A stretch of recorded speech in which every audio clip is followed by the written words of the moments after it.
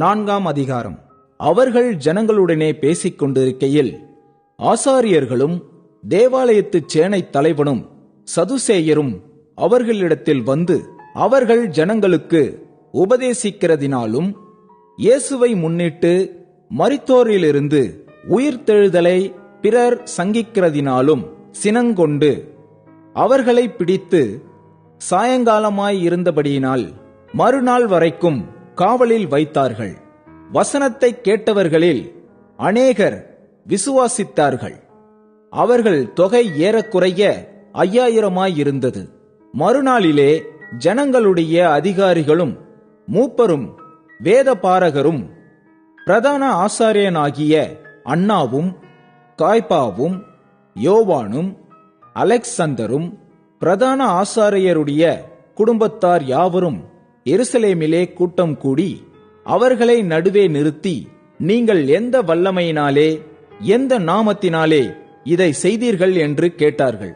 அப்பொழுது பேதுரு பரிசுத்த ஆவியினாலே நிறைந்து அவர்களை நோக்கி, ஜனத்தின் அதிகாரிகளே, இஸ்ரவேலின் மூப்பர்களே, பணியாளியாயிருந்த இந்த மனுஷனுக்கு செய்யப்பட்ட உபகாரியத்தை குறித்து எதினாலே இவன் ஆரோக்கியமானான் என்று நீங்கள் என்று எங்களிடத்தில் விசாரித்து கேட்டால், உங்களால் சிலுவையில் அறையப்பட்டவரும் தேவனால் மரித்தோரிலிருந்து எழுப்பப்பட்டவருமாயிருக்கிற நசரேயனாகிய இயேசு கிறிஸ்துவின் நாமத்தினாலேயே இவன் உங்களுக்கு முன்பாக சொஸ்தமாய் நிற்கிறான் என்று உங்கள் எல்லோருக்கும் இஸ்ரவேல் ஜனங்கள் எல்லோருக்கும் தெரிந்திருக்க கடவது.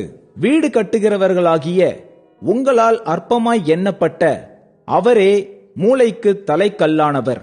அவராலே அன்றி வேறொருவராலும் ரட்சிப்பு இல்லை.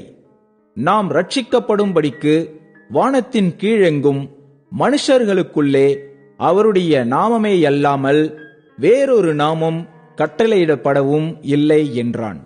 பேதுருவும் யோவானும் பேசுகிற தைரியத்தை அவர்கள் கண்டு, அவர்கள் படிப்பறியாதவர்கள் என்றும் பேதமையுள்ளவர்கள் என்றும் அறிந்தபடியினால் ஆச்சரியப்பட்டு, அவர்கள் இயேசுவுடனே கூட இருந்தவர்கள் என்று அறிந்து கொண்டார்கள். சொஸ்தமாக்கப்பட்ட மனுஷன் அவர்கள் அருகே நிற்கிறதை கண்டபடியால் எதிர்பேச அவர்களுக்கு இடமில்லாதிருந்தது.